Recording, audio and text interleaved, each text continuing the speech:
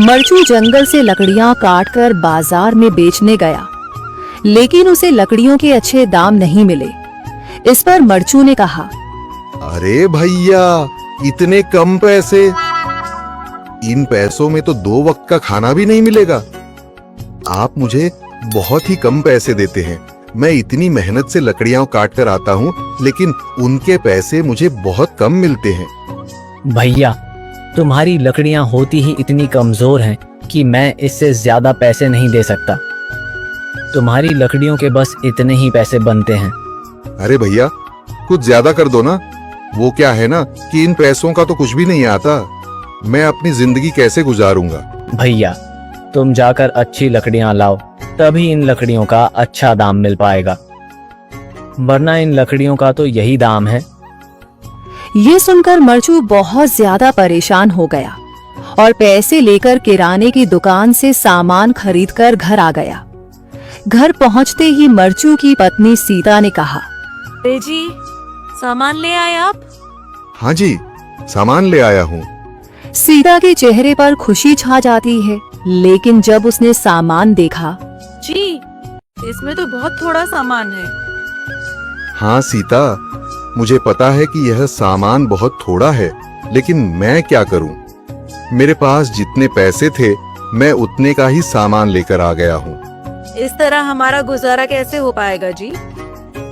आपको तो पता ही है कि हम कितनी मुश्किलों से गुजारा करते हैं। हाँ, मुझे पता है, लेकिन मैं कर भी क्या सकता हूँ? मेरे पास इतने पैसे ही नहीं कि हम एक अच्छी जिंदगी गुजार सकें। इतनी मेहनत कर रहा हूँ, लेकिन फिर भी मेहनत का फल नहीं मिल रहा। इतनी मेहनत से अच्छी लकड़ी काट कर आता हूँ, लेकिन मुनासिब दाम नहीं मिलता। मैं तो बहुत परेशान हूँ। क्या करूँ? कहाँ जाऊँ? अरे जी, आप परेशान न हो, आप कोई और काम देख लें। मैंने कई बार काम तलाशने की कोशिश की, पर किसी ने भी मुझे काम नहीं दिया। ये सुनकर सीता भी काफी ज्यादा परेशान हो गई। मरचू से सीता की परेशानी नहीं देखी गई। उसने अपनी पत्नी सीता से कहा, मैं फिर से जंगल की ओर जा रहा हूँ।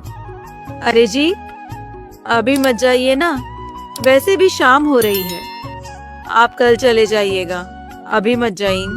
ठीक है, अगर तुम रोक रही हो तो मैं नहीं जाता। मैं कल चला जाऊंगा। इसके बाद मरचू गांव में घूमने के लिए चला गया।